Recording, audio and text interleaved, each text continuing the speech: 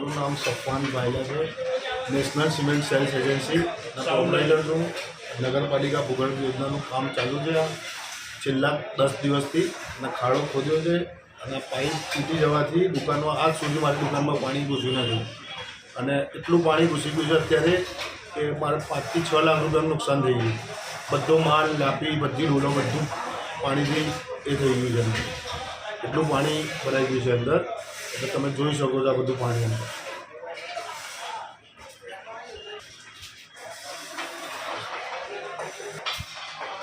કામગીરી ચાલુ હતી એ અનુસંધાનમાં તમારી રવિવારનો દિવસ હતો. આ લોકોનો આજુબાજુમાંથી ફોન આવ્યો. અમે નમાઝ પડવા ગયેલા હતા. રમજાન મહિનો ચાલવાથી અત્યારે દુકાન વહેલી બંધ થઈ જાય છે. આજુબાજુમાંથી જે આ પ્રેમ મેવાડ આઈસ્ક્રીમવાળાનો ફોન આવ્યો ત્યારે ખબર પડી. આવતાની સાથે તો અંદર એટલું પાણી હતું કે દુકાન પણ ખોલાયેલી પોઝિશનમાં નથી. અમારા ડેટા બધું અંદર પલળી ગયું છે અંદર પાણીના અંદર. અંદાજે કેટલા વાગે તમારો ફોન આવ્યો? 9:45 વાગે ફોન આવ્યો અમારા ઉપર. અમે 5 મિનિટમાં હાજર થઈ ગયા ગાડી. કેમ કે અમારા હાથમાં કશું તું નહીં. કેટલા નગરપાલિકાને આ વિશે એક્શન લેવી જોઈએ અને આ કામગીરીને અટકાવવી જોઈએ જેથી નુકસાન ના થાય. અમારું નુકસાન થયું એ અમારી નગરપાલિકા ભરપાઈ કરી આપો. રમજાન માસ માટે જે આ લોકો કામ ચાલુ કર્યા રોડના ઉપર એ તો સદંતર મતલબ લોકોને હેરાન કરવાની જતો છે. આ તાત્કાલિક ધોરણ બંધ થવું જોઈએ. એનાથી પબ્લિક બહુ હેરાન થાય છે અને રોજ લડાઈ રોજની થાય છે.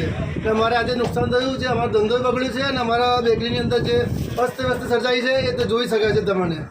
એ તમે લોકો જોજો. આશરે કેટલું નુકસાન થયું હશે? નુકસાન તો ઘરાકીનું છે એ તો અમારું કહી ન શકાય અત્યારે તો. જોઈએ છે. મેં અત્યારે આવેલો છું હું નમાઝ પડીને. એટલે હજુ સર્વે લગાવ્યું નથી. તમે તંત્રને જાણ કરી ખરી કોઈ? અગાઉ જાણ કરી છે લાલાભાઈ કોર્પોરેટરે અને બીજા બધાઓને. હવે કાલે શું થાય છે એના ઉપર છે. મારો ભાઈ વકીલ છે જે તો અમે કોર્ટમાં કેસ દાખલ કરીશું. ત્યાં તો પછી કોઈ એને જવાબદાર વ્યક્તિ હાજર થાય તે એના સંધાનમાં અમે કામ કરીશું. હું સોએબ એમ જતા કોર્પોરેટર મોડાસા નગરપાલિકા. આ જો અત્યારે 9:15 કલાકે મારા ઉપર ફોન આવતા તાત્કાલિક ઘટનાની જાણ થતાં સ્થળ ઉપર હું હાજર થઈ ગયો. અને એશિયન બેકરી અને નેશનલ કલરમાં ગોડાઉનના અંદર પાણી ભરાઈ ગયું અને ઉપર પણ પાણી ભરાયું, જેનાથી 7 થી 8 લાખ રૂપિયાનું નુકસાન થયું છે વેપારીને. આ બાબતે અગમચેતીના ભાગરૂપે અમે માનનીય કલેક્ટર સાહેબશ્રીને રમજાન માસ ચાલુ હોવાથી અને કોઈપણ નગરના વ્યક્તિને નુકસાન ના થાય તે હેતુથી અમે અગાઉ 1 મહિના પહેલાં અરજી પણ મોડાસા ચીફ ઓફિસર સાહેબને આપી હતી અને માનનીય કલેક્ટર સાહેબશ્રીને પણ આવેદનપત્ર આપ્યું હતું. પણ ન જાણે કેમ આ તંત્ર કેમ જાગતું નથી, કેમ આટલો બધો એમને ઇન્ટરેસ્ટ છે. કોન્ટ્રાક્ટરનો વર્ક ઓર્ડર તમે કોન્ટ્રાક્ટરને કોઈપણ કારણસર વર્ક ઓર્ડરમાં વધારો કરી શકો છો. એમ છતાં આ કાર્યક્રમને ચાલુ રાખવામાં આવ્યો અને આજ રોજ ગટર લાઈન અંદર 2 વ્યક્તિ તો લાઈવમાં પડ્યા અને આ નુકસાન થઈ રહ્યું છે અને નગરના લોકોને ઘણું મોટા પાયે નુકસાન થયું છે અને આગળ પણ નુકસાન થશે. એટલે અમે હજુ પણ સમય છે કે એવું ના થાય કે કાલે કોઈને જાન ગુમાવવાનો વારો આવે અને પછી તંત્ર એક્શનમાં આવે.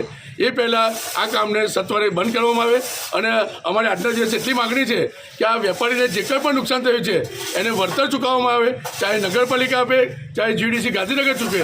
અને અત્યારે વેપારી દ્વારા પણ જણાવવામાં આવ્યું છે કે આગળ જો કોઈ ન્યાય નહીં મળે તો સામે ફરિયાદ પણ દાખલ કરવાની અને કોર્ટમાં પણ ફરિયાદ દાખલ કરવાની એમને જાણ કરી છે. અને અમે કોર્પોરેટર વતી એમને જે પણ સાથ સહકાર આપણને થતો હોય અમે એમને આપીશું. જય હિન્દ, જય ભારત.